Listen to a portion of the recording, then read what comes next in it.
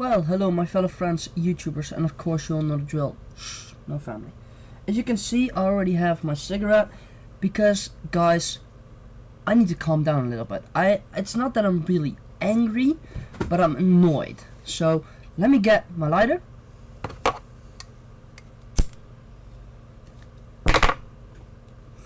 And we'll begin.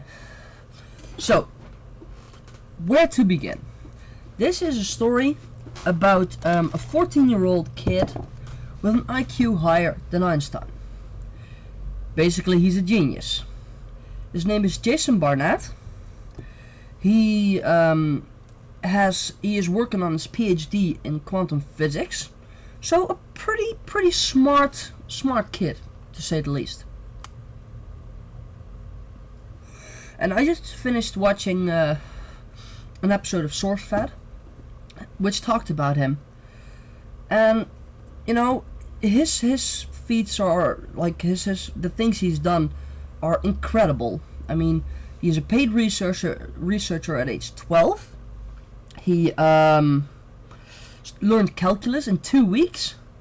He is working on quantum mechanics. He speaks for TEDx Teen Talks. He helps his classmates. Like, what the fuck? He's 14 years old. Okay? Bear that in mind. And, of course, Lee Newton and Joe Beretta, of course. Sorry. Lee Newton and Joe Beretta were, of course, very impressed. But here's the kicker. Apparently, and I've known this before because I've seen the TEDx Teen Talks from Jason Barnett, he has autism. Nothing wrong with that.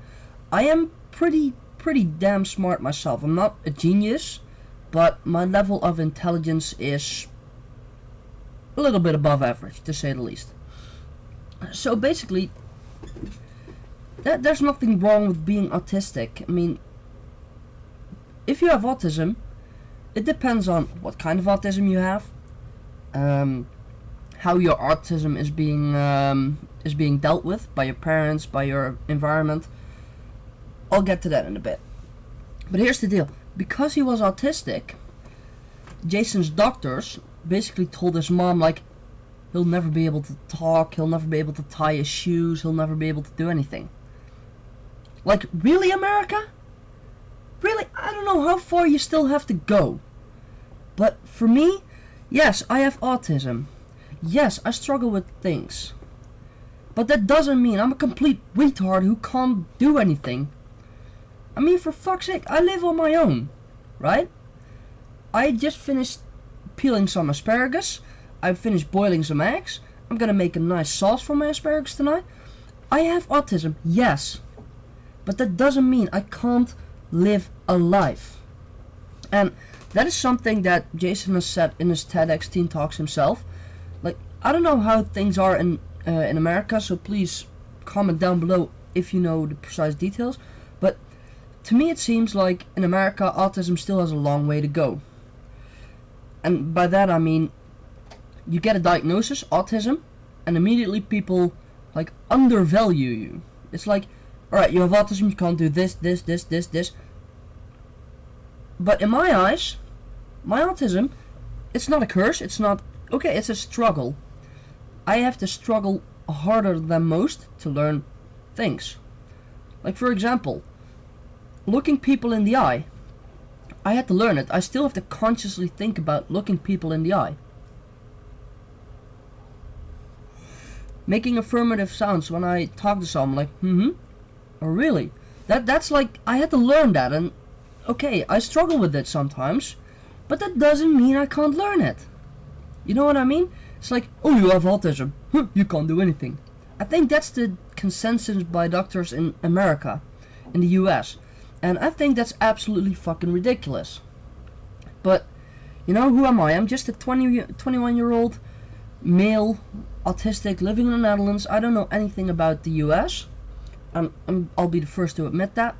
But from the things I've heard and the things I've seen, that shit just, you know, it just doesn't make sense to me.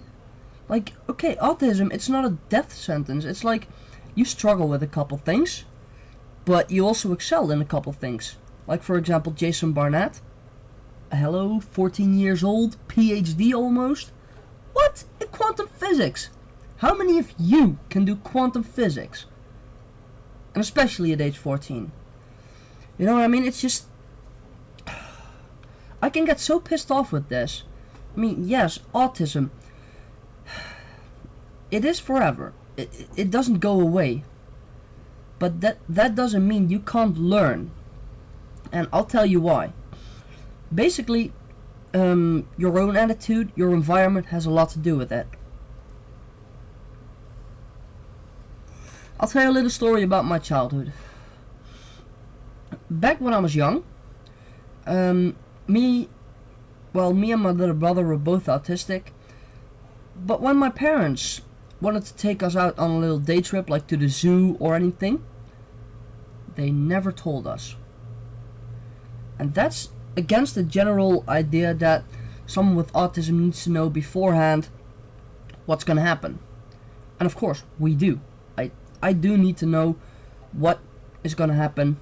I need to have a certain schedule of the day. But by breaking that habit up, my parents deliberately broke that habit. And guess what? It has made me more resilient to change. I don't suffer from change as much. I don't suffer from it. Okay, I might be like, oh shit, this is not what I had planned. But it's not that I go in a complete rage or hyperventilate or whatever. So basically, autism, yes, it has its setbacks, it has its positive things. But how you deal with it is more important than the whole diagnosis. If you know what I mean. Like, sure, I struggle with things. But does it mean that I shouldn't do my absolute best to learn them? Or try to get better at them? No, I say be the best person you can be, with or without autism, with or without a diagnosis. You know, it's basically every day try to be a better person than yesterday. And yes, I have a lot of hand motions, but still. And that's the thing. That's the thing I see in the US. You have a diagnosis, you get treated like your diagnosis. No, that's not the case. Yes, I have autism. I am a person with autism. I am not an autist. I am a person with autism. Like for example, you have, wait, let me get something round. Well, basically, this is my pack of tobacco. But basically, this is me, right?